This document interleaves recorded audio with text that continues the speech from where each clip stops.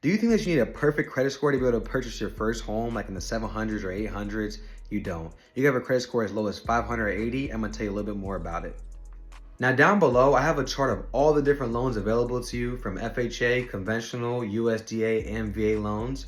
FHA is usually the most common one used if you're a first-time home buyer just because it's a lower down payment and it's a pretty solid one to go with, to be honest. Conventional is also great as well too. It's a private lender, so a little bit more lenient compared to FHA being government backed.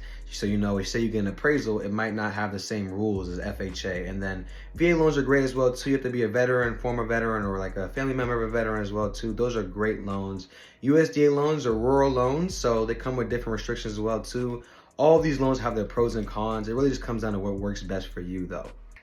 So if you're below a 580 credit score and you want to improve that to be able to buy your first home, number one, look at your credit report, check it out, see what's going on, and see if there's any inaccuracies going on. Because if there are, you can dispute that and get that handled. And then on top of that, they say to keep your credit utilization at like 30%. Truthfully, it should be at 0. If you can't afford a credit card, you shouldn't have it. Just treat it like a debit card. It's serious. It's not a joke.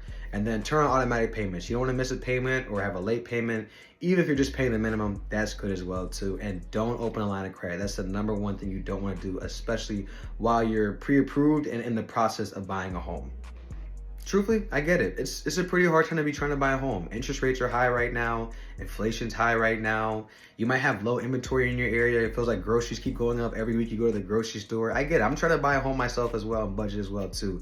But if you are serious and you do want to attain your goals, there's always going to be something that kind of gets in the way, especially when you're buying a home. So if you want to actually buy a home, make a budget. Be serious and make a budget. Try and get your credit right to that 580 and above, and be consistent and just stick to the plan and you'll be good.